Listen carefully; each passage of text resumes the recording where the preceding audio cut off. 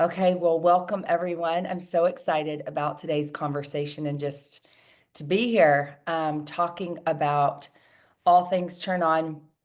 I just want to remind all of us that the community and this space has a lot of different things for us as women specifically. And book club and talking about specific books is part of that. And this month specifically, and we may wrap it up by the end of this month, maybe we get to keep the conversation going. But this month and this conversation around let them. So just by show of hands, raise your hand and let me know if you've read it, if you've been reading. Okay. It's powerful, impactful. One of the things I talk about a lot, and you've probably heard me say, is reframing things and saying specifically when you feel like life is happening to you, you have no control. There's this kind of like energy around victim. Don't love the word, but that's sometimes how it feels. Just like, I can't control this. I have zero control. The one thing we can always control is our narrative or perspective around it. And I love to use Gabrielle Bernstein's quote, "How is this happening for me instead of to me?" Anytime we do that, we shift from this place of like, I have zero power, I'm powerless, to, wait, how could this be happening for me? And that question shifts into curiosity. And also that, like, wait, maybe there's something that I'm not seeing here, or maybe this is for my good, or maybe there's a bigger plan in all of this. And the only shift is you. The only shift is you. So when Mel Robbins put this book out, The Let Them Theory, and talking about this, it's in alignment because, it's like, just let it be, let things happen, and then coming back to what can I do?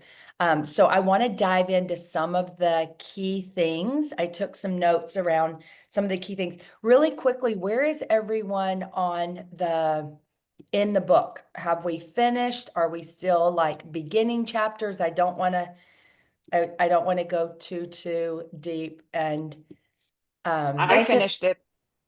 go ahead. okay. I was just saying, I just started it, but go in as deep as you want. Okay. It's fine with me. Okay. And then Erica, you finished, yeah? I finished it, Okay. yes. Okay. I did too, of course. And then Annie's on and listening. And I know we got lots of mamas who are, kids and things like that. So I want to, yeah, I'm gonna start here. So here's the thing, like one of the biggest parts, one of the biggest pieces in this book, and why it all happened is, and you'll read this if you didn't, but Mel Robbins is having this experience with her son.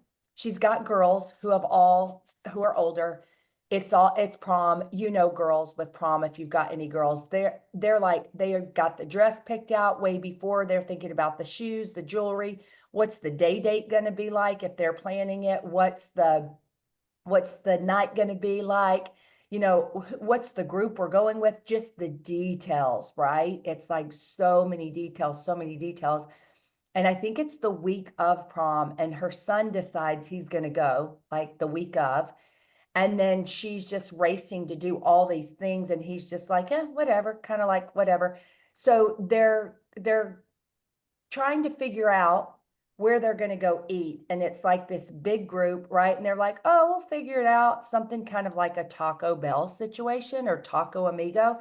And Mel's just like, oh my gosh, no. Like, it's got to be a better experience. It's got to be, like, come on, like, boys, they just need help. And like, anyway, she's getting pretty involved. Some of the other parents are trying to like kind of step into and get involved. And the boys are just like, it's fine. It's fine. Like, it's fine. And then Mel is again just like, no, it's not. And we'll do this and we'll make these phone calls. And she's kind of like trying to create this perfect scenario that she thinks is going to be ideal.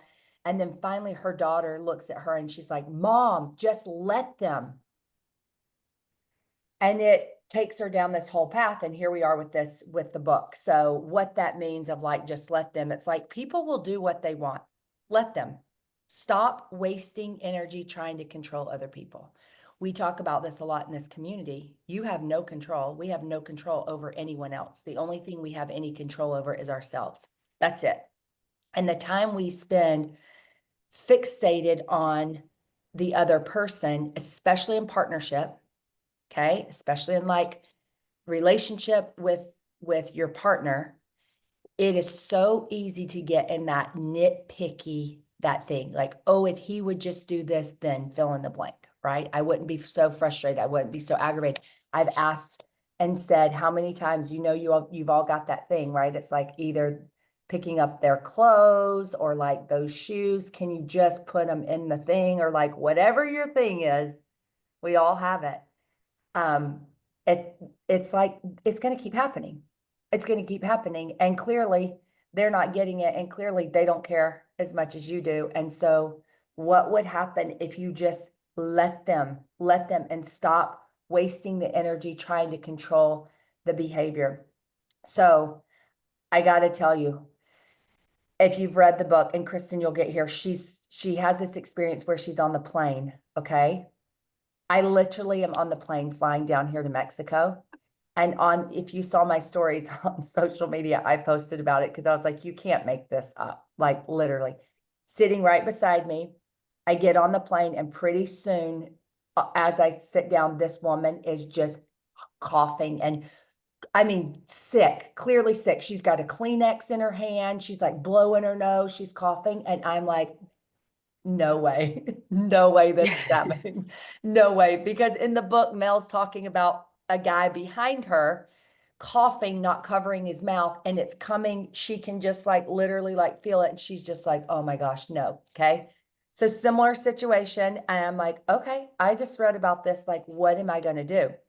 So the first thing I do is I'm like, well, I'm going to position my body kind of away from her. Luckily, I'm by the window. So I'm like looking out the window, Anyway, it's getting worse and worse, and I don't want to be sick. That was like the biggest thing. I'm like, okay, I want to be kind. I want to let her have her experience. Like, I'm not going to stop her from coughing. If her body's like needing this, like I can't stop it, but like, what can I control? Which is this theory of like, let them, but like, let me, meaning what am I going to do? So eventually I just had this thought, which is wild. I'm like, oh, I wonder if I could ping the flight attendant for a mask.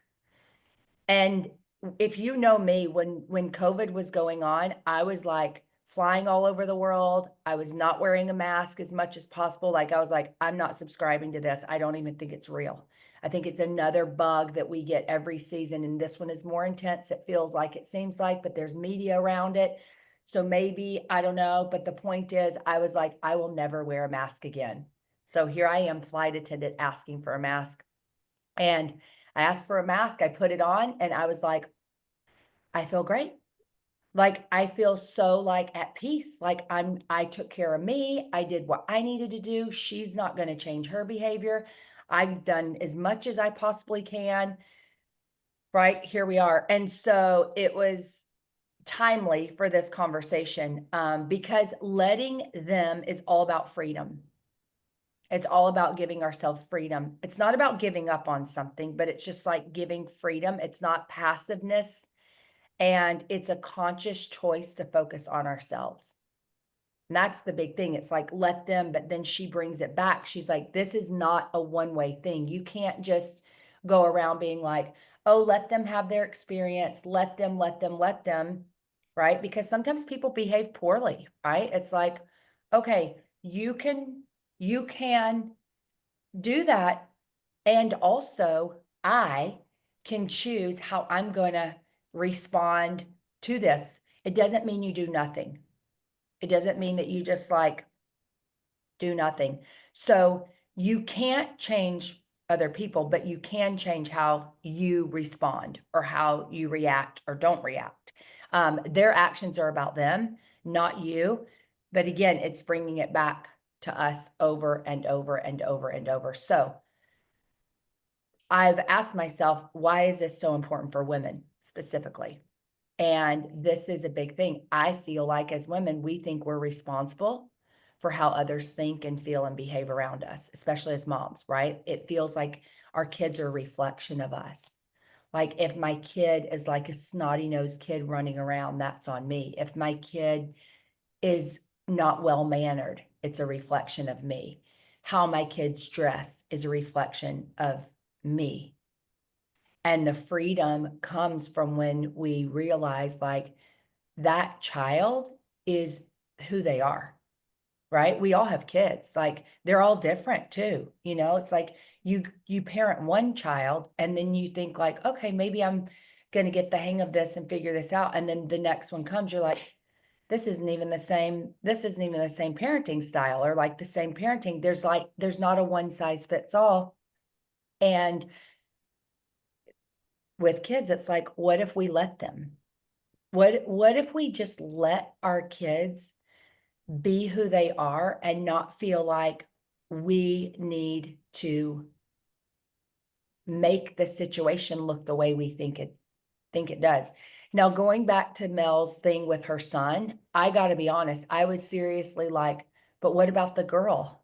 What about his date, right? I'm like, what about the girl? Like if this were my daughter and she would not want to go to Taco Amigo. And again, it's not Taco Amigo. I'm trying to give like the Yeah. equivalent of like what it was, the vibe.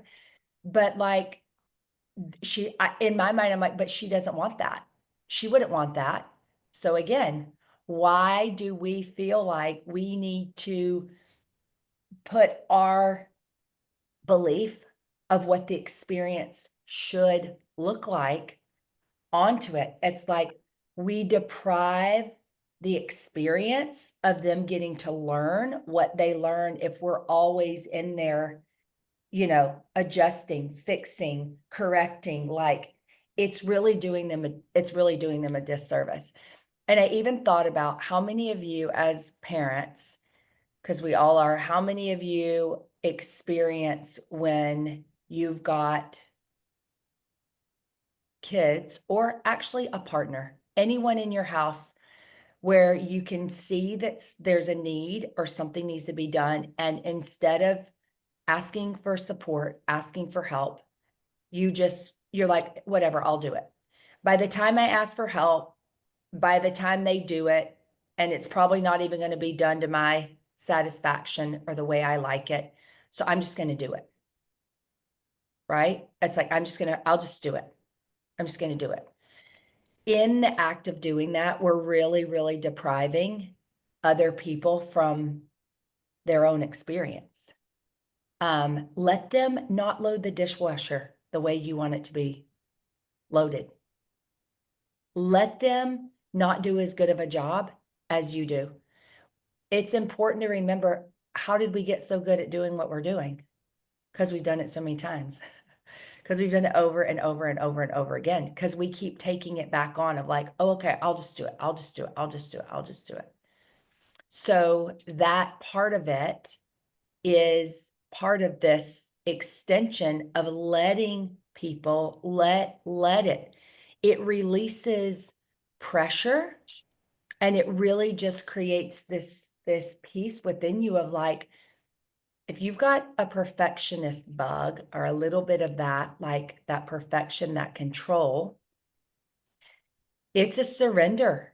It's really like, whew, I got to just like let them, let that scenario be, because it seems almost easier to take control of it and have it feel and look a certain way so that we can be comfortable. The discomfort comes when it's just like, I'm just going to let this be. But then what happens? Then we're like super uncomfortable. And like, I'm having a whole thing about it. And then there's discomfort. So it allows more energy for our own self-growth and our own joy and our own alignment within us. So this practice is literally a practice. And it's something that we need to do in our daily life all the time. Okay. So for example, in relationships, okay? And let's talk about relationships because there's two parts to this. And I love that she talks about it. It's not just letting people treat you poorly. It's not just letting people get away with like behavior or things that are not okay. You don't just say, oh, let them, whatever. People will be what they are and they'll act the way that they are. So let's talk about one specifically. So what if someone isn't treating you well? Okay. You let them, but what you do is you remove yourself from them. And this is a really great opportunity to create a boundary and say, hey, you know, you can be in that, like that can be your experience. That's totally fine. I'm not trying to change you, but this isn't the energy. This doesn't feel good to me. This isn't what I want. This is not whatever it is.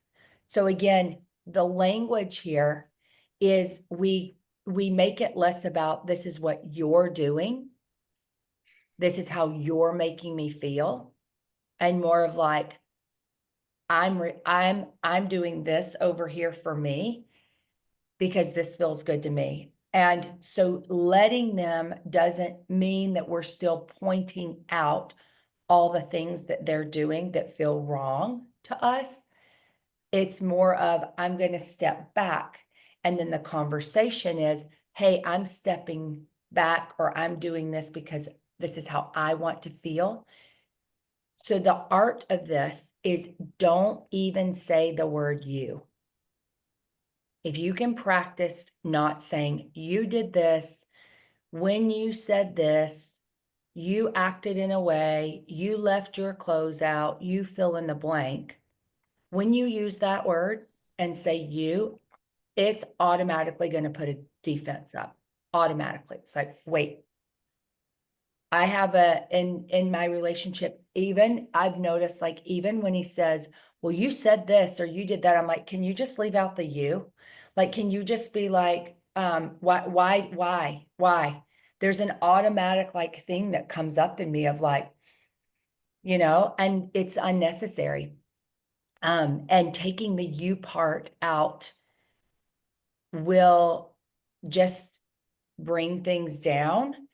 And then we can take full ownership of what we are feeling, of what our experience is, and make it totally about us. There's no openness for like any like defensiveness. It's like no one's going to reflect back to you and say, well, you can't feel that way. Or, and if there is any of that, any shoulds or any of that back at you, then you can just really just leave that there. But this is, I have a question. please, yes, Sorry. I want to hear it. So, Let's go. so the question is in that situation, right, where you're in a conflict or whatever, and you're like, well, you did this. How would Mhm. you phrase that to take out you I in love the it. Let's situation, right? give me a specific. Let's do it.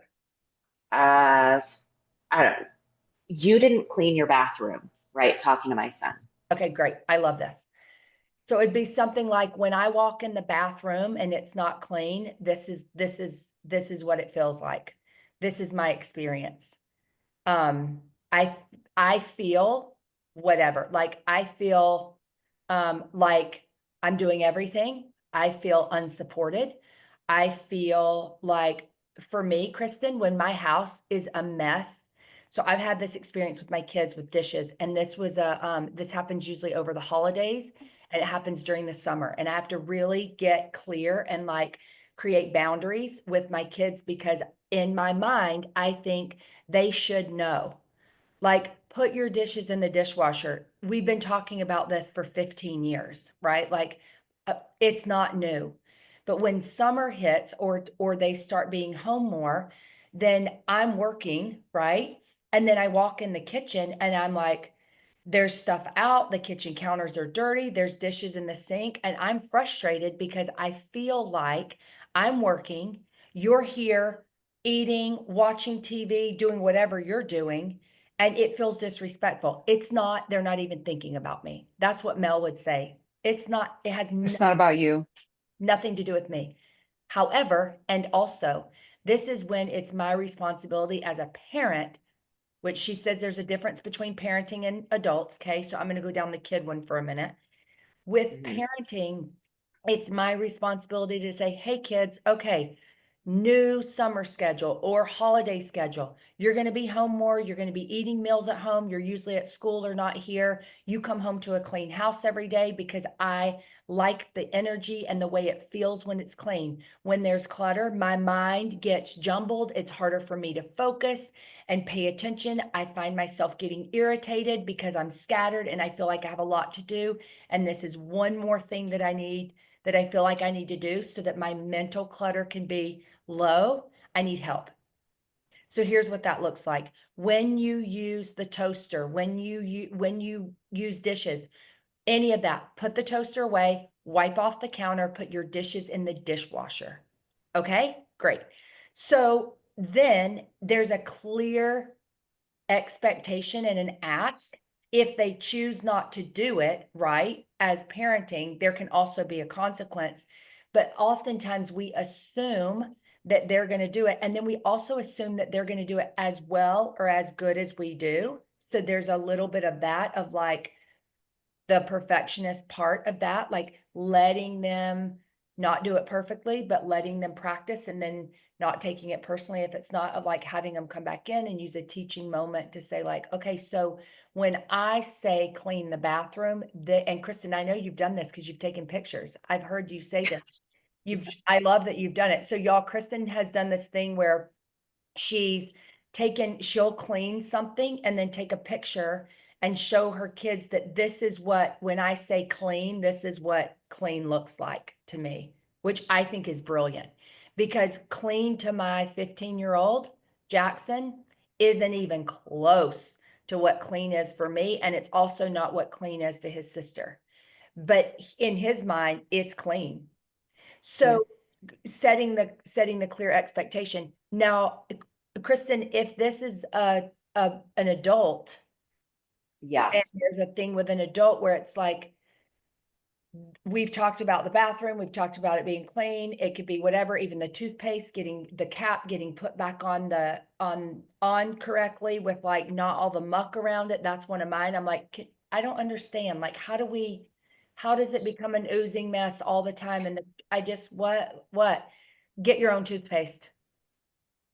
Let them, let them do their messy toothpaste situation, and just like, that's yours, I got my own, I'm gonna just keep my peace over here. Is that helpful? Yes. Like that was the kid one. I did Okay, have a I thought it situation, was. yes. Yeah. But I like also speaking about the adult one, is there was a situation yesterday where I was working with my son to do math. And then I'm like, I have to go to the bathroom. This is confusing. Like, I have to step away. I need to, you know, I go into the bathroom, do my thing. I come out, and Vin is in there. I ask him a quick question, and then he starts to talk to me, right? Where I'm like, wait, I can't go through this whole situation. And I know I could have been, and I did tell him, I'm like, I just came in because he could tell I was like needing to leave. And instead of being like, I'm so sorry, I can't listen to you, Mhm. I was taking a break. He stopped the conversation and I'm like, yeah, sorry, I just came in here to use the bathroom. I asked you a question and then you continued to like go on a totally different Mhm. tangent. So I knew he was like irritated. Mhm. Right. And so in my brain, I'm playing the scenario of like, well, you asked me a question and then I could just tell you didn't want to listen to me. Right. Like that's the feeling that I'm getting or that I got. And I'm like, you're right. I'm sorry. I wasn't present because of Mhm. da, da, da, da, da. Right. Mhm. Mhm. So I guess navigating that. Right. Because they're Yeah. like, well, you hurt my feelings. You didn't Mhm. express that. I just don't want to talk to you. Does that make sense? 100%, 100%. And the truth is, people can't really hurt our feelings unless we allow that. Like, Right. Which I don't think he would say that, but I guess right. But that's maybe something I would could say. maybe it felt rude. Like, you can't, wait, what? So this is where I come from, a place of like clarity is kind. Clarity is kind. And one thing, this is a tool that I love in partnership, in relationship. Checking in with your partner. Brene Brown talks about this, and she says that there's a scale of 0 to 100, and everybody wants to be at 100. So each individual, it's not 50-50. It's not like, oh, you're giving 50 and he's giving 50. It's like, and the combined is 100. Where you really want to be is like everybody's putting in 100%. Okay, each partner. But some days you don't have 100%, right? Like some days you're like, I got 40. I'm at a 40, honestly. And this check-in is really nice because for me, if I'm lower than a 50, number one, if I'm at a 40, or if I tell you I'm at a 40, I'm probably really at a 20. That's the truth. And the last thing I want to talk about is the why.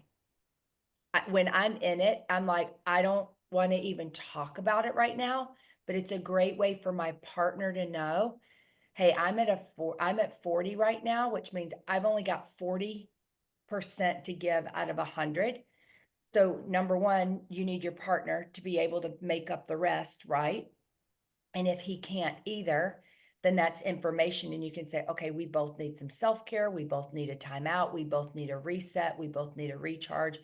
We both need to like individually check in and see what we need individually so we can fill our cup and we can like pour into ourselves more so that I can have more to give.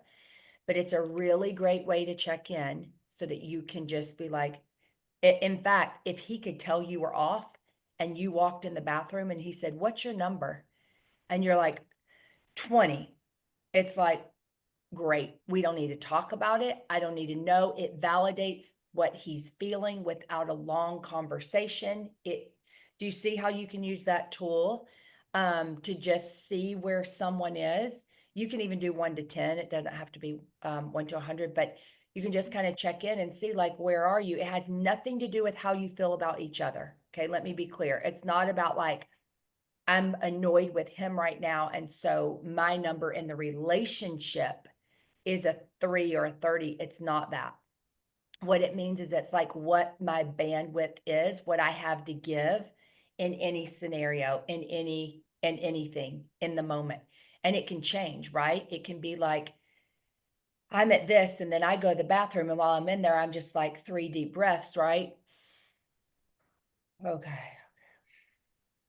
Another one, right? And it's like, okay, I feel a little bit better, right? So in literally like 30 seconds, you can shift that number. But at any given time, if you do a check-in with your partner, business partner, relationship, like spouse, whatever, even kids, it's really good to know without any explanation what's your number. And it's fascinating because what I've learned is that oftentimes when our number is higher, we're happy to share. It's like, oh, I had the best day, or like I signed a new client, or whatever, like I had a big win here. It's like I'm happy to share, maybe even sometimes oversharing. But if I am not and I'm at a deficit, I don't have anything. And I especially don't have enough to be able to explain to you now what's going on. Let me get myself back up. And when I am, then I can come and say, okay, I was just feeling overwhelmed. I had a lot going on. Like I had this whole math thing that I didn't even really understand, was trying to help with. And then I needed to take a little break, but then the break felt like more instead of a break. And so, is that helpful? Yeah. I And mean, if I, oh, go ahead, Erica. no, I don't want to. I had the case scenario on Sunday with my we were skiing. My son did something with his gloves. I had to change my gloves with him. I get very cold in my hands, so his gloves are very good, but my fingers started being really cold, so I was getting angry myself. Now, obviously, I knew I wasn't angry at my son because I knew that he needed that. I wasn't angry at my husband because I was angry at the situation, but I Mhm. knew that. But I failed to mention to my husband that, hey, I'm not mad at anybody. I just need to blow steam myself. So I started like, this is like bitching, this is really cold, I'm good on skiing, whatever. Well, my husband immediately went in defense and he was like, well, this is not my fault. And like, and so I had to like stop myself and say, hey, I'm sorry, this has nothing to do with you. I am not angry at you. I am not, I need to get myself. And this was my way of just like, hey, I am angry at the situation. I need to talk it out with myself. And once I said that, and he understood, he's like, okay, that's fine. Like he understood and he left me alone. And I kind of gave myself like, okay, I'm done. I was angry. I can move on. I can stand. That's what I said. I'm like, it's my choice. Like, I want to be angry right now, and I know that I am, but I don't want anybody else around me. Like, I wasn't talking bad to him or whatever. It was just like, I need a minute. And then once I had my moment, I was like, yeah, my hands were still cold, but I just moved on. So I don't know if it helps at all, but I sometimes think about that. Like, I'm like, okay, I know what my current situation is, but if we don't communicate that, Mhm. as Kate said, right, to like they don't know exactly where we are coming from. Right. Exactly, And exactly. I And and I did like explain afterwards saying like I am sorry, like, I came in here to take a quick break. I didn't mean to like full on go into this conversation. And I did tell him, I'm like, I want to hear what you have to say. I just can't listen to you right now. yeah, Right. And then here's it was, what was that? No, which is probably perfect because he probably Right. understood where you were coming from. yeah. And here's the Yeah. thing, loves, when you know where you are, this is where the greatest power comes from. If you know you're in a thing, if you can say something before, you will save yourself so much. If you can literally just say, this is not personal. I'm having a thing.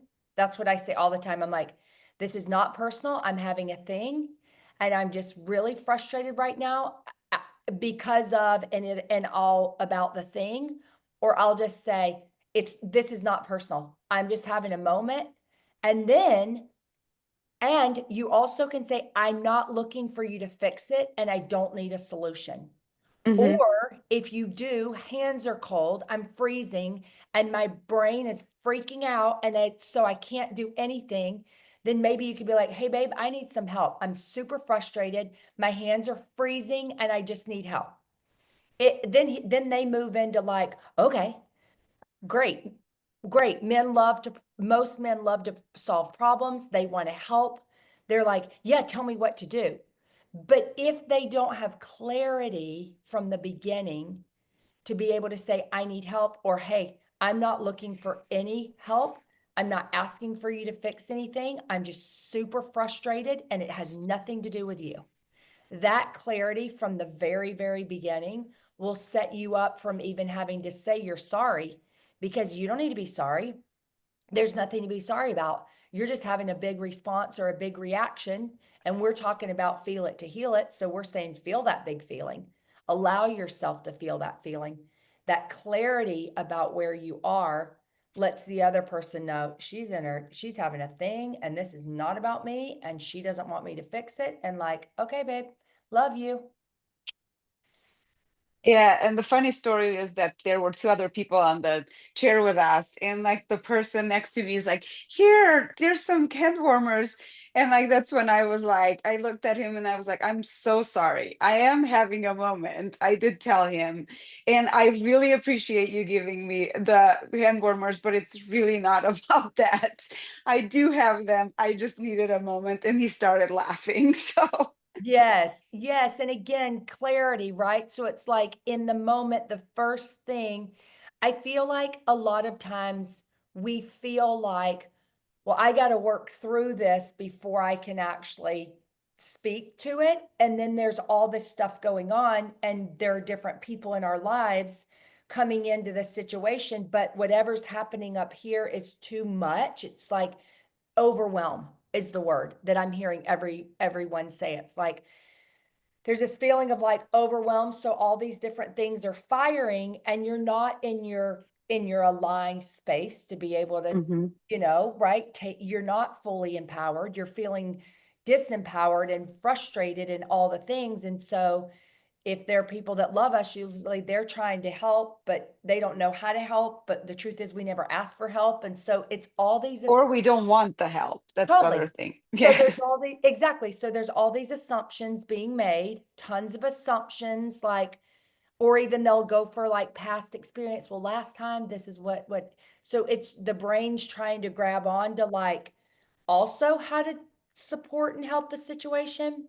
So again, this is where we are responsible for whatever's going on within and inside of us. And this is emotional, this is EQ, okay? Mhm. This is your EQ. This is you being able to say, where am I emotionally? This is our check-in, loves. It's like when you check in, you're like on a scale of 0 to 10, where am I emotionally?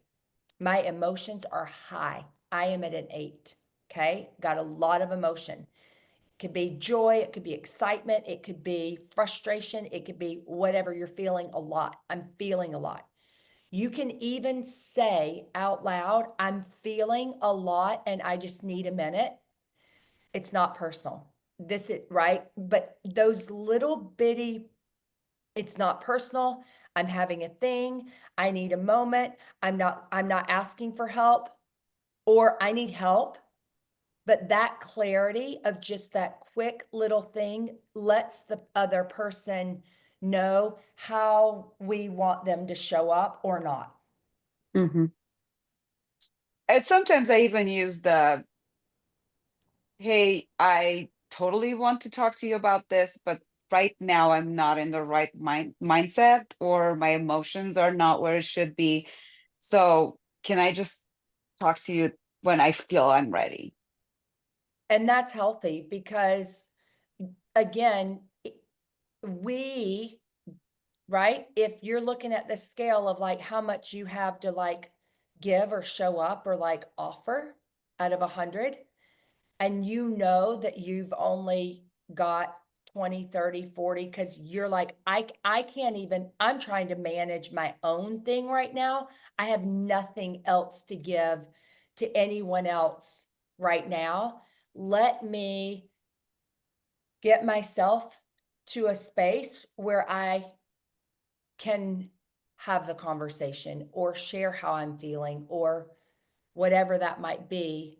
And Mm. again, this takes a lot of emotional awareness and accountability for what's going on inside of us without feeling like we need to totally explain ourselves or defend or make it right.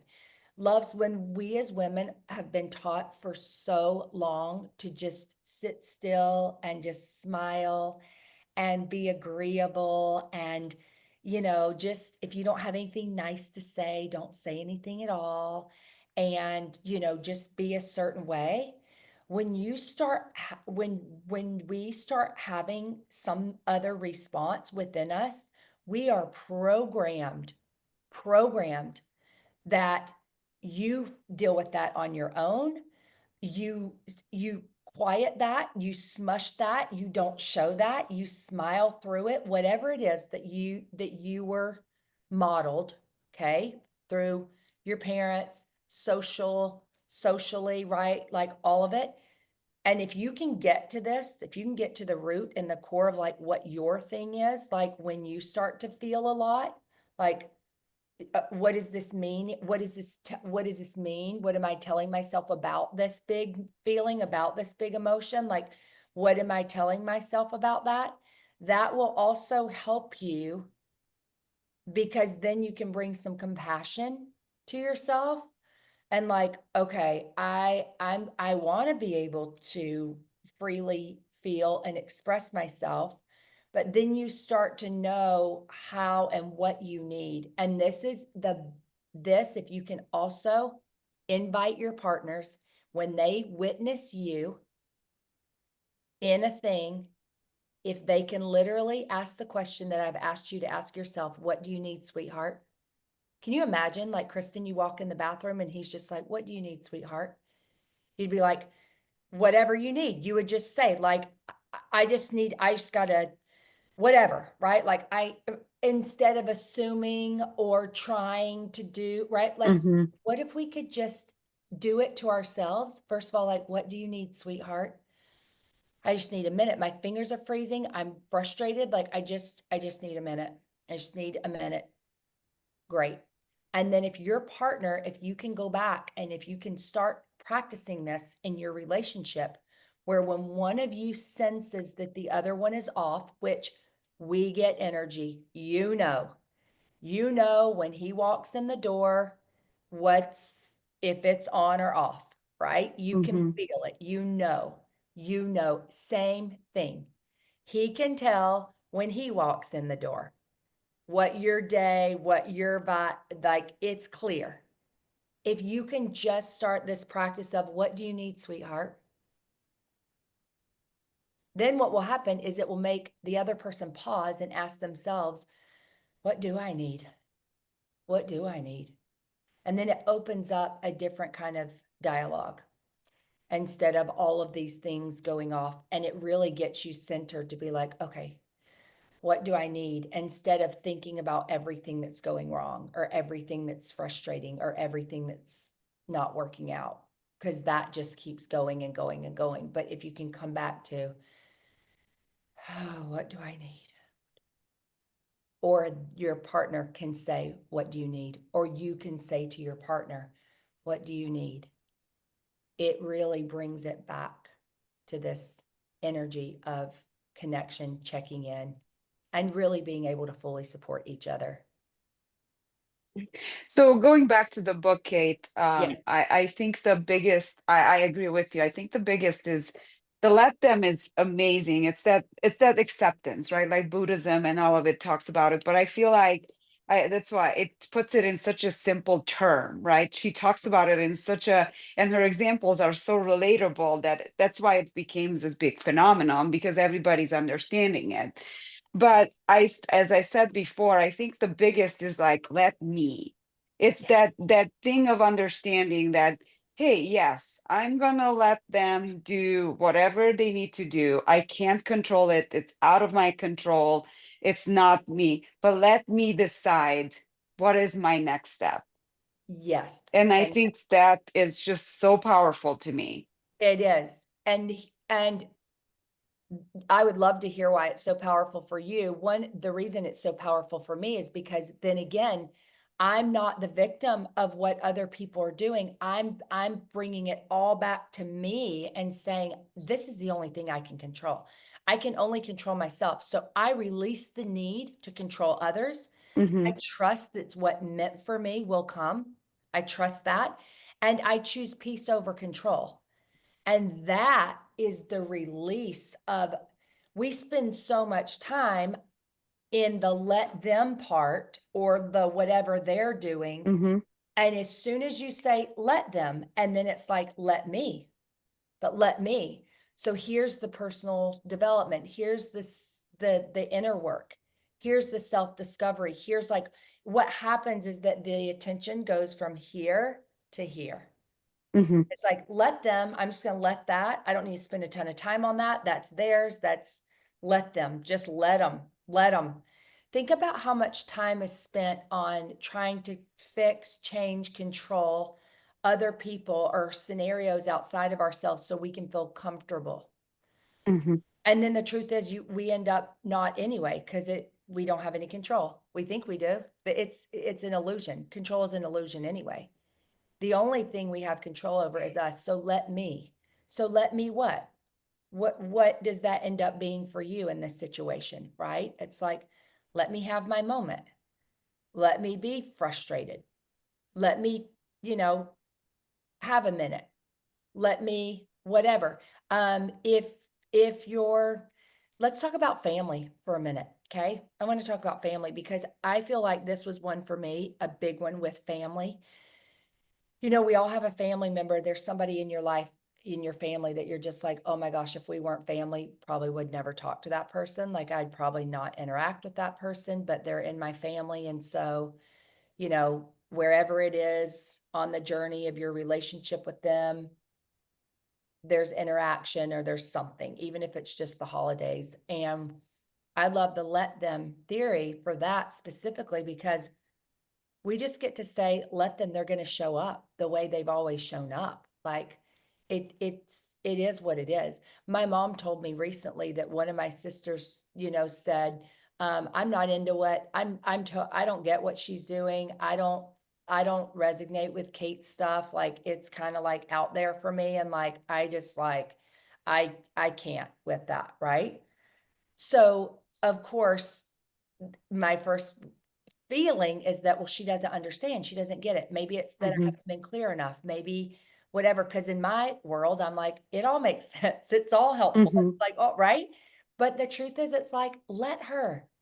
She doesn't, she doesn't have to. She honestly, and I don't need to try to work harder to convince her or, say more so that she can understand me. It's like the amount of time and energy that goes to that of trying to get her to do a thing so I can feel understood, so I can feel seen, so that I can feel valued. It's like this, the freedom is like, let her, Yeah. let her.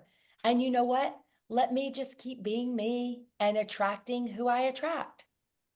That feels, it's just, it cuts out so much internal like discord. There's like so much internally that's going on when the focus is on other people. And Mel Robbins in this book is like, just shut that down quickly. In fact, Mhm. most of the book is about let me.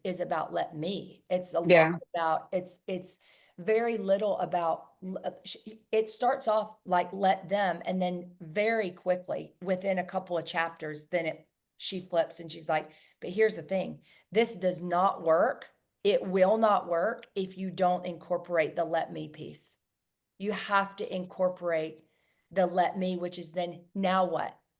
So what am I going to do with this? Right? Because here's the thing. If there's any kind of abuse, okay, like verbal, any kind of abuse, okay, at any level in a relationship or in a business, anything, it's not about just like, oh, let them treat me that way, let them treat other people that way. I'm going to give you a perfect example. I was at my son's basketball game this week, Monday night. The other coach has his son on the team, and this kid is really, really good. They're beating us 43-18. Okay? They're beating us. It's the third quarter. He gives a timeout. They all sit down. He starts just verbally abusing his kid. Loud. It's loud. He's like, you lazy ass. Y'all, these are 12-year-olds. He is just going at this kid. And I am a parent on the other side. And I'm like, whoa, keeps going, going, going. Finally, the ref blows the whistle and like does a boom, boom, like a lot of whistle, like, okay, like, let's go. They start the game. The coach is still berating this kid. Okay. It's a whole moment, right? I'm like, let them, let them, let them, let them, let them, let them, let them, let me. And then finally I was like, you know what let me is? Let me is speaking up in this moment. Let me is saying, are we still literally to the ref? I'm like, are we still doing this? Are we still doing this? Because there are certain times, right, that something needs to happen or something needs to be said. We don't just turn a blind eye and just say, not my problem. That man can speak to his kid however he wants to. Like there are certain things that are a no. Okay. There are certain things that are a no. And just like I would never walk by and outside and see men abusing a woman and not say anything. And it's like, not my problem. So there's right? There's a fine line of this of like, let them, yes, 99, 98, 95% of the time is like, let them. And then there are specific times when there's something that's like, this is abuse, this is not okay. There's a line that gets crossed, and then we have to decide what we're gonna do. And because I believe that verbally abusing a child and continuing to do it over and over. Now, what they've got is that the ref ended up videoing this coach, and they're submitting it to, right? She's like, this is not okay. I've seen this happen 3 times, like multiple times now. I videoed it. I'm turning it in. Like, something had to happen. So we Mhm. get to be aware that it's not just like, yep, not my problem. I'm just going to turn a blind eye to this. There are certain scenarios where you got to like come back and say, okay, so what is my part in this, or what am I going to do here? So I want you to identify one area where you're going to start practicing this let them theory immediately. Okay? One area that you're going to start. And you can pick, right? Where I'm sure that after this conversation, there have been like some things that pinged. It's sounding like, partnership is a big one. Relationships, obviously, those that are closest to us feel the most challenging. It's like if you're never going to see the person again, or if it's not a reoccurring thing, it can just feel like, oh yeah, just crush that. I just left them, like no big deal. I don't ever have to see them again. But the challenging piece can be when you are going to, or it's something consistent. And especially if it's a request or something that you've asked for before and you feel like it's still happening and you're not being heard or whatever it is. So the practice is, what are you going to do? How will you respond? How will you show up? What will you do?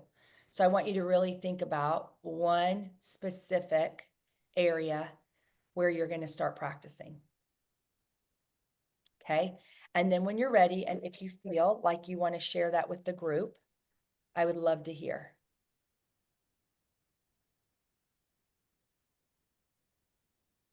And maybe you've read the book or you're like deep in it and you've already started practicing. So it's more of like, okay, I'm practicing this with my, in my family or with my husband or wherever it is. And the invitation would be continue to do that. But if you can Yeah, think, yeah. I can go if you want. I mean, Yes. I started already using it. Interesting enough, I find myself, in little situation, and especially around, I found it really, like, immediately, just that phrase popping in my head when I communicate with my husband or with my kids, right? Like my son, who is not, he's just a harder kid to parent. I have 2 children, very different, and both of them are amazing, but one of them is just harder to parent, and that's the reality. And so I'm starting to use it a lot with him, although it is different. And she does say that like let them with kids is totally different, but it's more shifting the narrative to me. What am I doing to give him the skills of, what the things that he's doing or the things he's not doing to help him shift that narrative. So it's more, not so much like let him do whatever he wants because that's, what he needs. It's more like, okay, I have more compassion. Okay, I understand, but let me, what are my action plans to just move forward? Yeah, and I love that you said with your, with like kids, um, there's teaching opportunities here. There's like, it doesn't just mean that you necessarily have to do nothing, but maybe it's a different response than you would normally take. And so it's less about control or needing it to look the way you need it to look, but having like, the best thing we can do is ask questions, right? Mhm. That's the best thing we can do, is just asking more questions. I love that you're already practicing this. And yeah, kids are so different, right? It's like some of them are easy breezy at different stages of life, or like their personalities seem a little bit more mild or whatever it is. And so it can feel really challenging, especially when it's different with kids, and she says that. Mhm. Yeah. And Yeah, I just the had last to. one, I'm Yeah. sorry, I'm Go gonna ahead. like, No, but no, go I ahead, wanted to Erica. say, so, you know, I always talk about like always looking at like, you know, things that you want done. Somebody once told me, one of the coaches that I worked with is, you are not the model for humankind. And Mm. don't forget that. And so I always practice that hey, not everything has to, which is really hard. I'm a control person. So the fact that like I always remind myself, I'm not the model. Not everything has to be my way. And it shouldn't be. That's a good reminder for us all, right? Mhm. What were you going to say, Kristen? I was just gonna say, I mean, I'm only at the beginning of the book, but I use the phrase like the whole bathroom situation. My one son was supposed to clean, the other two had cleaned their areas, and normally I get really frustrated and I'm like yelling. And after I'd listened to that, I was like, okay, well, if he is going to want to lay on the floor and throw a fit, like he knows the consequences. Like I'm not just letting him get away with it. It's like, Mm-hmm. well, you're not able to do these things if this doesn't get done. You know what I mean? And I'm like, I'm not going to yell at you about it. And it was interesting because then Vin was like, what are you doing? Because, you know, you just feed off everybody's energy and the frustration. And I just kind of like popped my head out and I'm like, let him lay on the floor. Like he knows what he needs to do. And if he is deciding not to, like there's a natural consequence here. And I'm like, I'm not pushing it. Like he Yeah. just knows what's gonna happen. And that's your piece, right? Instead of trying to control him to do it the way that you want him to do it and the time, it's like, and again, this is a beautiful part with the book, and I know we're over time, but there, you know, the consequences or like the boundaries or the things like that. That's the let you part where you get to say, okay, if, right, especially with kids, there are certain agreements or there are certain things that they don't do. I mean, a lot of time it feels like as parents, it's like a punishment, but what if it isn't a punishment? What if it's just a reinforcement of the consequence that was already agreed upon in advance, right? So how can we have more boundaries and more clarity in the beginning? Agreements prevent disagreements. Okay, agreements prevent disagreements. And I'm just going to end with, when you can bring in agreements with your partner, with your kids before the thing happens, then you can go with peace to be like, oh, well, here's the consequence, or like, here's the thing that we already decided, instead of you feeling like you need to reinforce or punish. It's like, oh, here's this thing, instead of like, get right. So you can see, Kristen, how this book helped you in that moment. Of course, Ben hadn't read the book, and so it was a different scenario, but the natural kind of tendency can be that we want to punish or we want to get mad about it because somehow it feels personal to us, that, or to you, that he didn't clean the bathroom. It's like, it has Mhm. nothing to do with you. Nothing to do with you. So, ladies, thank you for being here. Let's continue this conversation and discussion of let them, and I would love to hear about your scenarios and what happens in your life. And people are at different places in the book. And so as we communicate and talk about it, it's just such a great, you know, discussion and opportunity for conversation around it. So thank you for being here. Thank you. Safe Yes, Thank travels. you. yes, thank you. Bye, everyone. Bye. Bye.